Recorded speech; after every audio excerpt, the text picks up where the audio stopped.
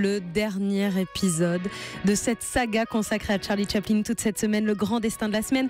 Alors nous avons découvert sa jeunesse à Londres, son arrivée aux États-Unis, sa vie privée et amoureuse tumultueuse, ses grands films. Hier, vous nous avez parlé du dictateur et des temps modernes. De quoi allez-vous nous parler aujourd'hui, Franck ? Sur le dictateur, j'ai fini un peu vite hier, mais il y a une chose qu'il faut bien avoir à l'esprit, c'est que cette fois, on voit Charlie Chaplin parler.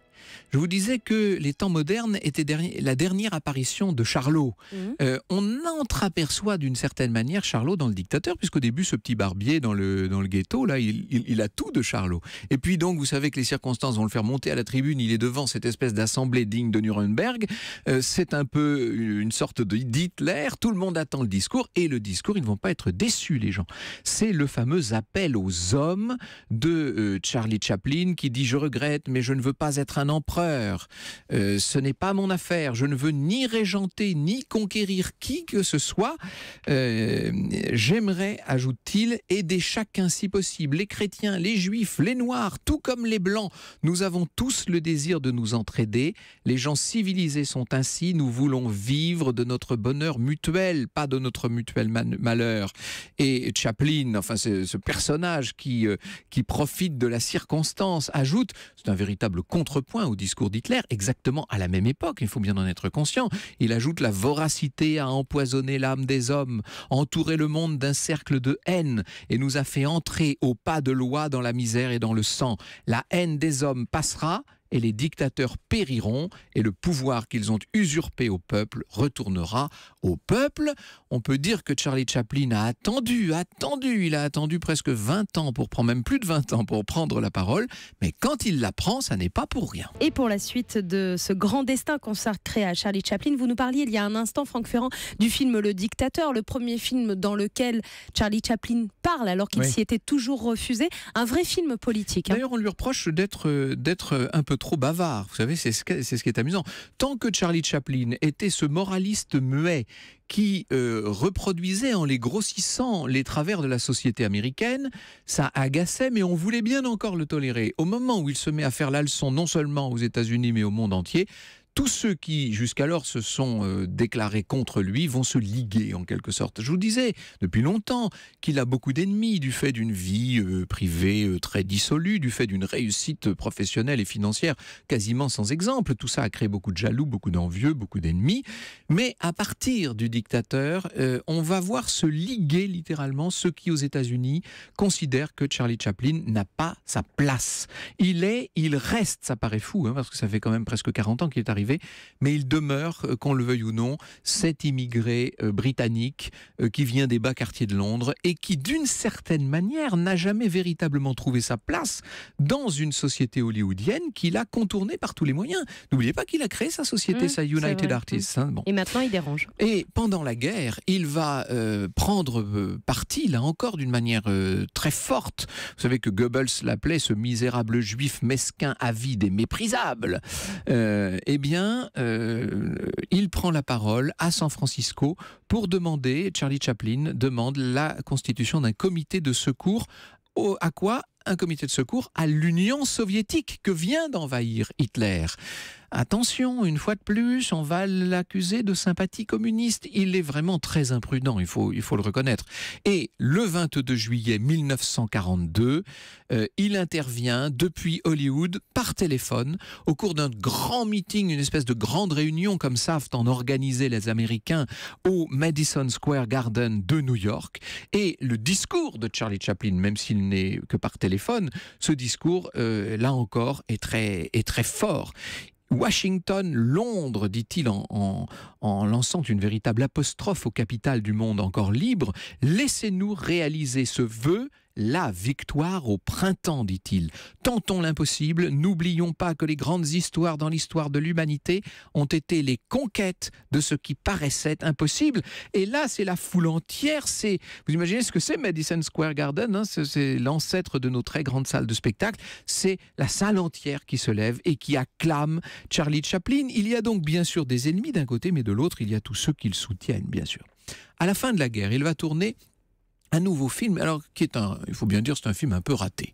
Mais moi, c'est un film que j'aime beaucoup à titre personnel et qui présente un mérite extraordinaire, c'est de nous montrer Chaplin encore jeune tel qu'en lui-même, puisqu'il est débarrassé du chapeau melon, de la canne et de la redingote, puisqu'il parle maintenant, puisqu'il est exactement comme il est dans la vie.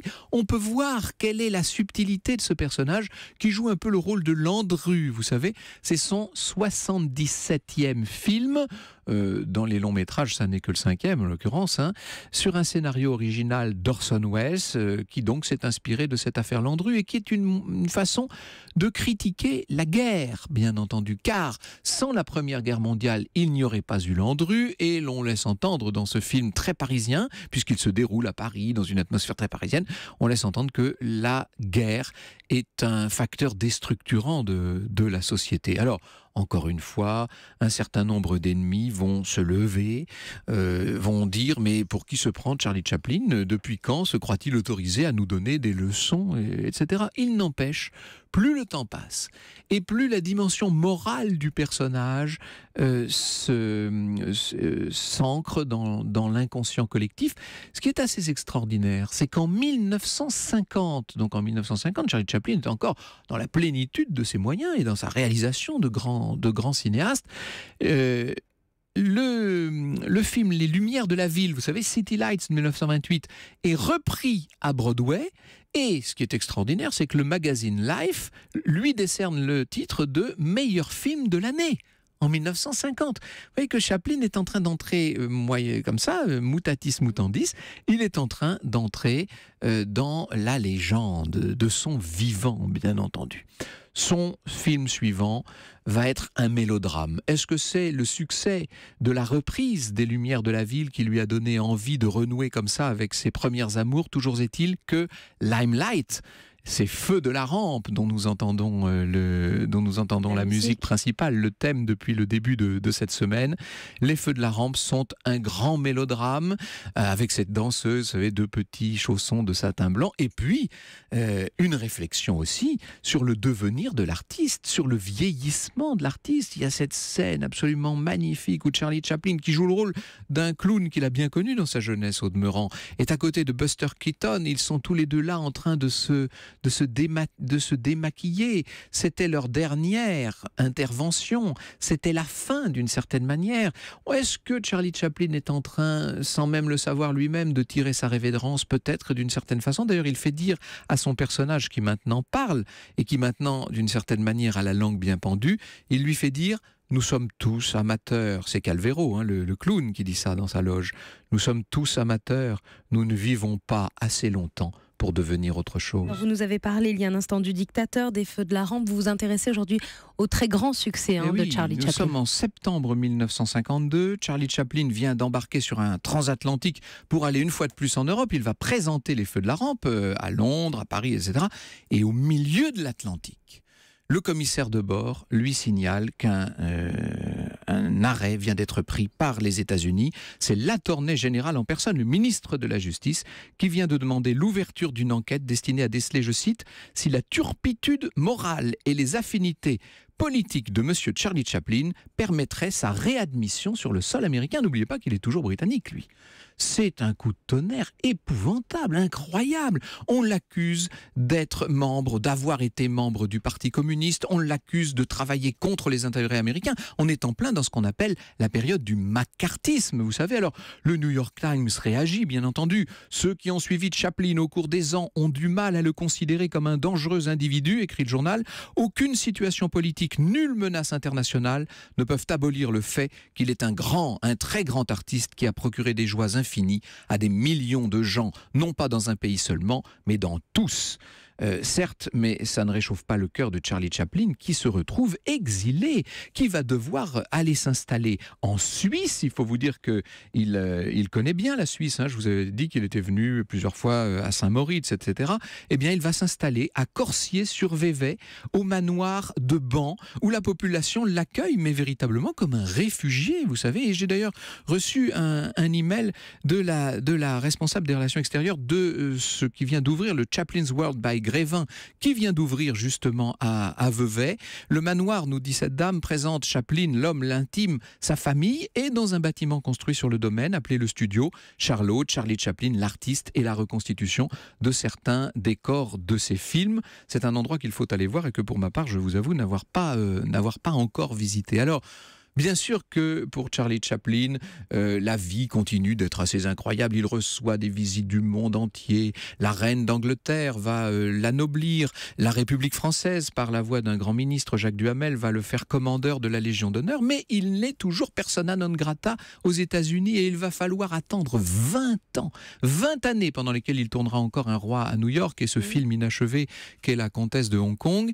20 années pour qu'enfin Hollywood se décide à rendre un véritable hommage à Charlie Chaplin qui en 1972 est donc reçu à Hollywood pour la soirée des Oscars. 2900 personnalités ont fait le voyage. On lui rend, c'est Jack Lemmon qui lui remet cet Oscar d'honneur pour l'ensemble de son œuvre. Et bien entendu, tout le monde chante à ce moment-là le thème des temps modernes.